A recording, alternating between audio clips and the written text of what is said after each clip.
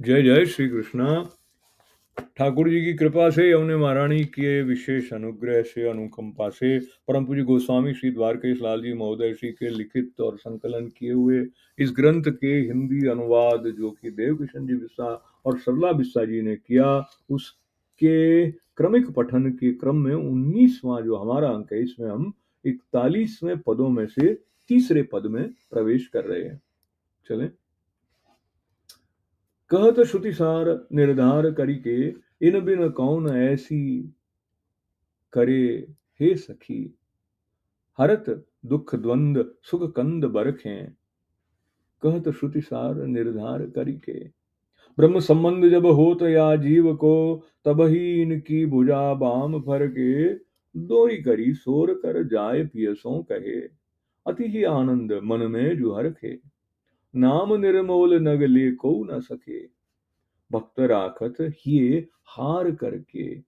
रसिक प्रीतम जू होत जा पर कृपा, सोई श्री यमुना जी को रूप परखे।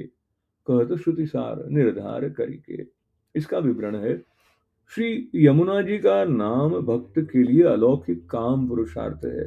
लौकिक में संसारी लोग काम सुख से प्रसन्न होते हैं, वैसे ही भक्त श्री यमुना जी का गुणगान द्वारा ठाकुर जी को प्राप्त कर उनको हृदय में धारण करने का अलौकिक काम पुरुषार्थ प्राप्त करके राजी होता है।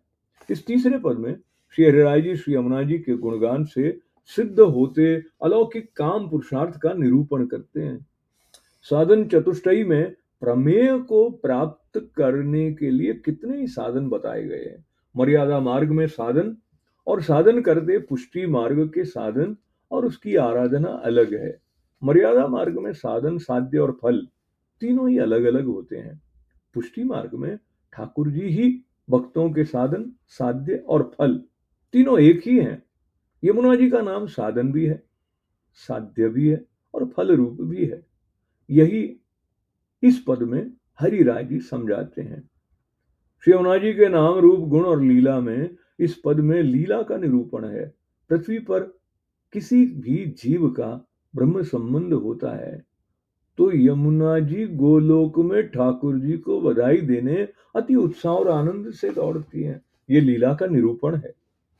श्री हरि राय जी नित्य लीला में अपने अलौकिक स्वामिनी स्वरूपा भावावेश में आकर नित्य लीला में अपनी सखी को संबोधित करती हैं और ये पद गा रही हैं। कहत श्रुति सार निर्धार करी के। श्री हरिराय जी आज्ञा करते हैं कि ठाकुर जी के स्वरूप और गुणों के बारे में वेद की श्रुतियों के भिन्न अनुभव हैं। जो श्रुति को ऐसा अनुभव हुआ है वैसा निरूपण किया है। ठाकुर जी विरुद्ध धर्माश्रयी होने के कारण जुदी जुदी श्रुतियों ने ठाकुर जी के विरुद्ध लगते गुणों का निरूपण किया है। कई विद्वानों का संशय होता है कि कौन सच्चा कौन झूठा। उनको लगता है कि वेद में विरोध है। श्री महाप्रभु जी हमें समझाते हैं कि वेद में कोई विरोध नहीं है, क्योंकि महाप्रभु जी तो स्वयं वाक्पति हैं। ये सच्चा है। श्री महाप्रभु जी ने विरोधी श्रुतियों को बहुत सुंदर समन्वय अणुभाष्य और दूसरे ग्रंथों में समझाया है। श्री हरिराय जी आज्ञा करते हैं कि एक बात में तो वेद की श्रुतियां संपूर्ण एक मत हैं। इनका अंतिम निर्णय है कि यमुना जी अपने भक्तों के स्व दुख दूर कर सर्वश्रेष्ठ सुख का दान करते हैं। हरिराय जी अपनी सखी को कहते हैं, हे सखी, गोलोक और पृथ्वी पर श्री यमुना जी के सिवाय दूसरा कोई ऐसा अभयदान देने में समर्थ नहीं है। श्री यमुना जी कृपा शक्ति होने के कारण ऐसी कृपा करने में समर्थ हैं। इन बिना ऐसी कौन करी है सखी, हरत दुख द्वंद्व सुख कंद बरिखे। अपने जीवन में दुख हमेशा कई जोड़ों में आता है, कोई एक ही दुख नहीं आता है। दुख शरीर और मन दोनों के साथ जुड़ा हुआ है। मनुष्य शारीरिक और मानसिक दुखों से जीवन जीता है। भक्तों को भी अन्य मनुष्यों की तरह अहंता ममता के दुख झेलने पड़ते हैं। अहंता और ममता अविद्या है। ये ठाकुर जी से विमुख कराने वाली है, लौकिक अभिमान बढ़ाने वाली है। संसार में रहते जीवों को दुख अहंता ममता के परिणाम स्वरूप होते हैं। इससे काम क्रोध का जन्म होता है। यही सर्व दुखों का कारण होता है। मनुष्य को दूसरा दुख मान अपमान से होता है। मान मिले तो ये मान कितना टिका रहेगा, ये सोचकर दुख उपजता है, और अपमान में तो दुख होता ही है। यश अपयश भी दुख देने वाले हैं, आदि व्याधि धन निर्धनता का भी दुख होता है, ज्ञान अज्ञान भी दुख देते हैं, रूप कुरूप भी दुख देने वाले होते हैं। ये सभी दुख द्वंद्व शांति का अनुभव नहीं करने देते। जब तक मन शांत न हो तब तक मन प्रभु के साथ नहीं जुड़ पाता, सेवा स्मरण में मन लगता ही नहीं। अतः श्री महाप्रभु जी ने नवरत्न ग्रंथ में आज्ञा की है, वैष्णवों को कोई प्रकार की चिंता कभी भी नहीं करनी। अपने को हुई चिंताओं से श्री यमुना जी हमें मुक्त कर देते हैं। एक माता अपनी संतानों को चिंता मुक्त कर उनके दुखों को दूर करती है, वैसे ही श्री यमुना जी अपने दुखों को दूर कर हमें चिंता मुक्त कर देती हैं। यहाँ दुख दूर करने के लिए हरत हरत शब्द का प्रयोग हुआ है। हरत अर्थात खींच लेना। कोई समर्थ बलवान पुरुष गड्ढे में गिरे मनुष्य को हाथ पकड़कर खींच लेता है, वैसे ही यमुना जी हमारे सब दुखों को हर लेते हैं, खींच लेते हैं। केवल दुख दूर करना श्री यमुना जी का सामर्थ्य नहीं है। दुख तो वेद शास्त्रों में बताए धर्म साधनों से भी दूर हो सकता है। शास्त्र कहते हैं कि दुख का अभाव ये सुख नहीं। हम कहते हैं कि मेरा दुख गया, इसका अर्थ ये नहीं कि मुझे सुख मिल गया है। एक भूखा मनुष्य होता है, उसे भूख का दुख बहुत होता है। कोई उसे बासी सूखी रोटी खाने को देता है तो भूख के दुख से तो छूट जाएगा, लेकिन उसे भोजन का सुख नहीं मिलेगा। मन भावता भोजन मिलते ही उसे भोजन का सुख मिलता है। अतः दुख की निवृत्ति एक वस्तु है और वस्तु सुख की प्राप्ति दूसरी वस्तु है। धर्म साधनों और देव देवी अन्य प्रमाण में मनुष्य को लौकिक सुख दे सकते हैं, जो विषयानंद है। ज्ञानियों को अधिक से अधिक मोक्ष मिलता है, जो ब्रह्मानंद है। लेकिन ये सब सुख अल्प है, क्षणिक है। सच्चा सुख तो केवल ठाकुर जी ही है। ये पूर्णानंद और सदानंद है। ये नहीं मिले तब तक दूसरे सब सुख कच्चे हैं। इसलिए दयाराम भाई कह गए हैं, रीझे राबड़ी थकी गरीब लोक रे, भोगी को नहीं अच्छा लगता है। लौकिक सुख, स्वर्ग का सुख, मोक्ष का सुख भक्त के मन में राबड़ी जैसा लगता है। योगी को राबड़ी नहीं अच्छी लगती है। भोगी को तो मन भावता भोजन का सुख स्वीकार है। इसलिए ठाकुर जी को सुख कंद कहा है। शक्कर की चाशनी करते हैं, उसमें कंद पड़ता है, ये अति मधुरता वाला होता है। ऐसा अलौकिक सुख जो सर्वोत्तम है वो सुख कंद है। ऐसे सुख कंद ठाकुर जी हैं। ठाकुर जी का स्वरूप आनंद बड़े बड़े ऋषि मुनियों, देव देवियों, ब्रह्मा और महादेव को भी दुर्लभ है। हजारों वर्षों की तपस्या के बाद भी इस स्वरूपानंद का अनुभव तपस्वियों और ज्ञानियों को भी नहीं हुआ है। ज्ञान कर्म योग उपासना जैसे मार्गों तक द्वारा भी किसी को ऐसा सुख नहीं मिलता। मर्यादा भक्तों को ही पूर्ण पुरुषोत्तम प्रभु के स्वरूपानंद का दान नहीं प्राप्त हुआ है। ऐसा अलौकिक सुख यमुना जी अपने भक्तों को देती हैं। ये भी अल्प प्रमाण में नहीं, अठलक देती हैं। इसे समझाने के लिए हरिराय जी बरीखे शब्द का प्रयोग करते हैं। सुख कंद की यमुना जी वर्षा करती है। अगणित वर्षों से भक्तों को प्रभु के विप्रयोग का दुख था, उसे भूल जाने के लिए पुष्टि जीवों को यमुना जी ठाकुर जी का संयोग और विप्रयोग उभय रस का अनुभव कराती है। ऐसा अन्य कोई भी करने में समर्थ नहीं। हे सखी, तो निश्चित रूप से मान जे। श्री राय जी ऐसी आज्ञा कर परोक्ष रूप से हमें समझाते हैं कि ऐसी कृपा सागर श्री यमुना जी को मिलने के बाद इनके चरणों में दृढ़ आश्रय रखना और इनके चरणों का दृढ़ आश्रय छोड़कर, उसके गुणगान को छोड़कर तुम दुख पाने के लिए दूसरी जगह भटकना नहीं।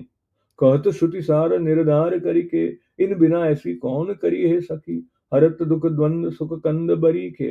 दूसरी कड़ी में हरिराय जी पृथ्वी पर पुष्टि जीवों को होने वाले ब्रह्म संबंध समय का अलौकिक प्रसंग का रहस्य समझाते हैं।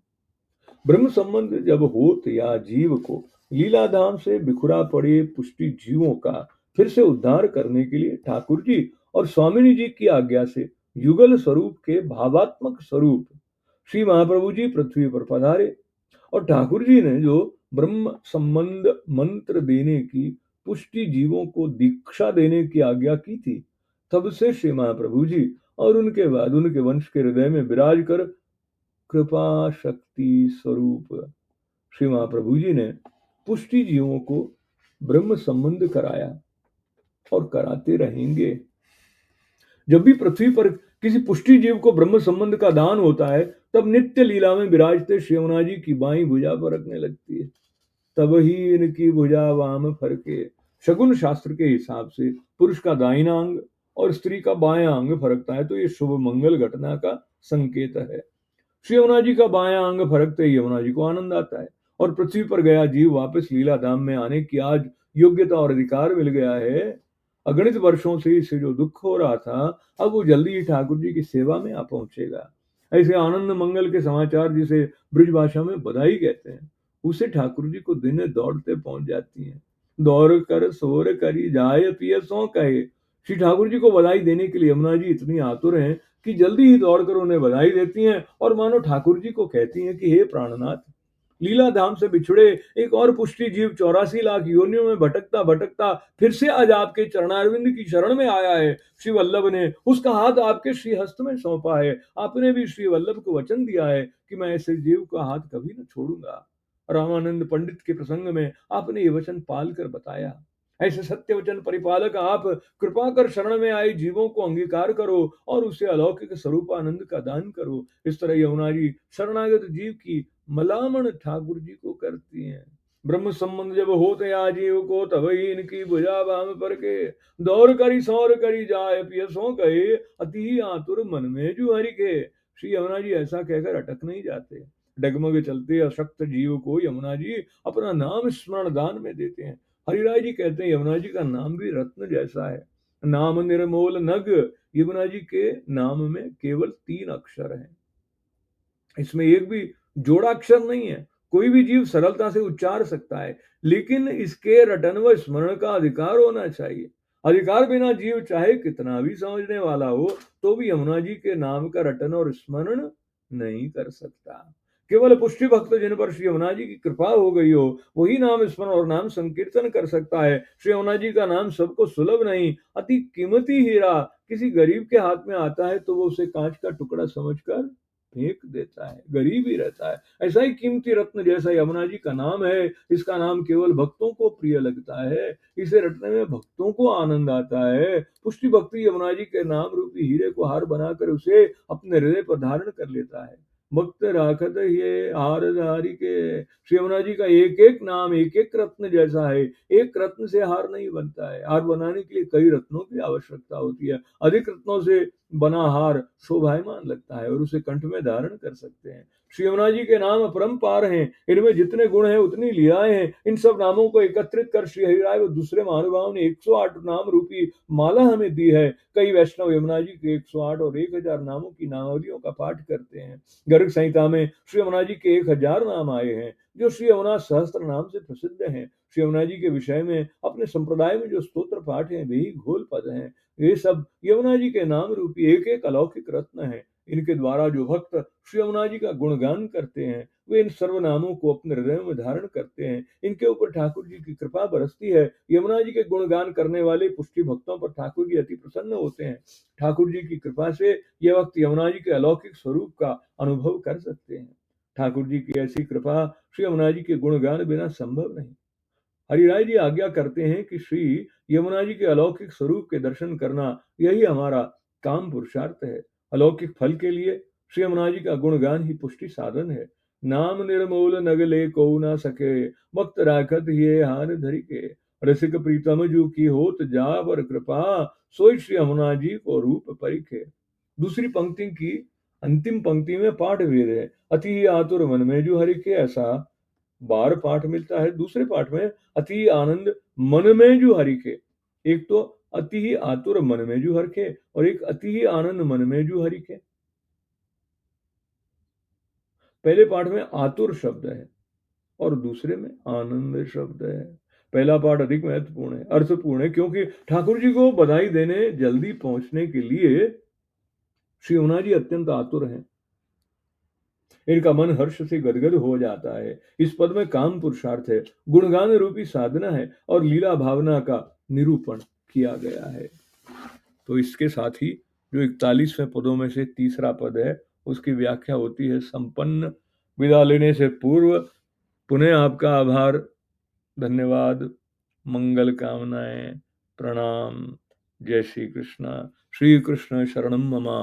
श्री कृष्ण शरणम मम, श्री कृष्ण शरणम मम। वल्लभाधीश की जय, श्याम सुंदर श्री यमुने महारानी की जय, आज के आनंद की जय।